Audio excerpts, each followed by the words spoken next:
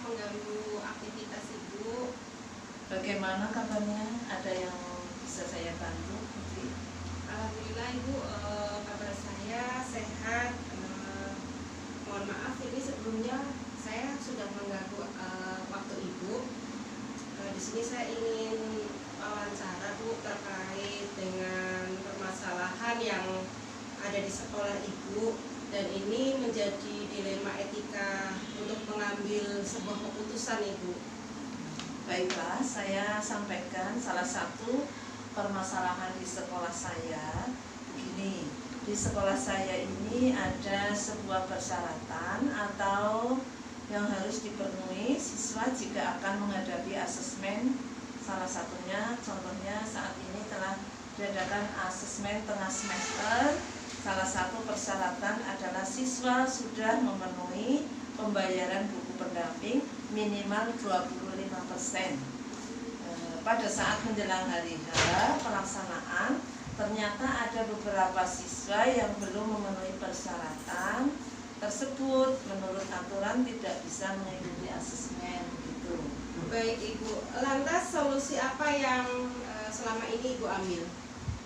Ini saya melakukan rapat dengan Dewan Guru terkait permasalahan yang ada. Sebagian bersikeras sesuai aturan yang berlaku karena akan berdampak pada asesmen selanjutnya.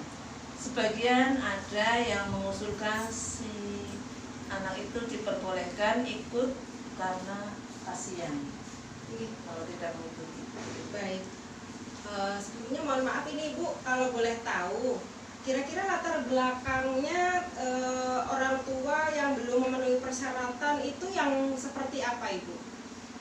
Disinilah permasalahan ini dibahas dan dicari solusinya. Diketahui latar belakang orang tua kurang mampu secara finansial. Di sini terjadi pertentangan antara rasa keadilan melawan rasa kasihan, melawan rasa kasihan dan rasa keadilan dan melawan rasa keasihan. Ya, baik Ibu. Kemudian apa yang terjadi jika keputusan yang diambil tetap tidak boleh dilaksanakan tentang asesmen tersebut Ibu? Dalam jangka pendek akan menimbulkan rasa rendah diri terhadap siswa tersebut karena tidak mengikuti asesmen karena belum membayar. Oke, begitu Ibu. Kemudian kira-kira untuk selanjutnya apa keputusan yang akan diambil atau langkah preventifnya dari Ibu sendiri? Keputusan kami yang diambil adalah siswa tetap diperbolehkan untuk mengikuti asesmen, namun orang tua dari siswa itu dipanggil ke sekolah untuk berdiskusi tentang kesulitan dalam membayar buku pendamping tersebut. Siap. Kemudian apakah dalam pengambilan keputusan yang sudah ditetapkan tersebut bisa memuaskan semua pihak Ibu? Alhamdulillah, setelah mengetahui permasalahan yang ada, semua guru memahami tentang kondisi yang ada dan tidak menimbulkan permasalahan yang baru. Baik, mudah-mudahan apa yang dicita-citakan oleh kita semua dapat terlaksana dengan baik ya Ibu. Baik Ibu, demikian wawancara yang kali ini saya bisa terapkan atau laksanakan dengan Ibu. Saya ucapkan banyak terima kasih sudah memberikan waktu luang kepada saya sehingga saya mendapatkan informasi-informasi yang saya butuhkan. Sama-sama Putri, mudah-mudahan solusi yang tadi disampaikan saya bersama Dewan Guru bisa memberikan solusi kepada siswa-siswa tersebut. Terima kasih. Terima kasih Ibu. Sekali lagi mohon maaf dan wassalamualaikum warahmatullahi wabarakatuh. Waalaikumsalam warahmatullahi wabarakatuh. Selamat siang Bapak. Waalaikumsalam Bu Ati, selamat siang juga. Gimana ini Bu Ati Tumbel? Ya Bapak, mohon izin untuk mengganggu waktu Bapak sebentar terkait dengan ingin mengkomunikasikan tentang permasalahan pengambilan suatu keputusan Bapak. Apakah ada proses yang diambil oleh Bapak terkait dengan pengambilan keputusan Bapak? Ya, tentu setiap pengambilan keputusan kita harus melihat dulu dari paling tidak dari kedua sisi, dari sudut pandang A, sudut pandang B gitu misalkan. Cuman yang buat dimaksudkan pemasarannya gimana dalam pengambilan keputusan? Terkait mungkin contohnya permasalahan pada waktu kenaikan kelas, atau apakah Bapak ada permasalahan dengan proses kenaikan kelas Bapak? Oke, itu malah kebetulan baru aja kemarin beberapa waktu lalu ini kan kenaikan kelas itu kebetulan itu pernah terjadi ya, semacam masalah lah. Cuma itu sih sebenarnya udah biasa. Gini Bu Adi, kemarin itu ada kelas berapa itu, kelas 4 kalau saya salah. Itu ada anak yang oleh guru kelasnya itu sebenarnya nggak dinaikkan. Kemarin itu guru kelas 4 itu bingung dalam mengambil keputusan. Karena apa?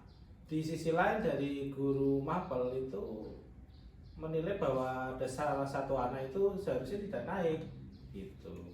Cuma oleh guru kelasnya kepengen naik. Nah itu juga kita kan sebagai yang dituakan di sekolah harus menengahi, harus memutuskan apakah anak itu harus naik atau tidak, seperti itu. Baik Bapak. Lantas kira-kira proses pengambilan keputusan yang diambil oleh Bapak sendiri bagaimana Bapak? Oke. Kemudian dari permasalahan itu yang kami ambil, kita tetap akhirnya menaikkan anak tersebut, begitu, karena ya dengan berbagai pertimbangan seperti itu. Baik, berarti ada diawali dari proses pertentangan antara wali kelas dengan guru mapel, betul. dengan pertimbangan-pertimbangan yang dibicarakan, akhirnya anak tersebut bisa naik kelas. Kira-kira pertimbangan-pertimbangan yang bagaimana yang dibicarakan pada rapat tersebut sehingga anak itu bisa naik kelas Bapak? Oke.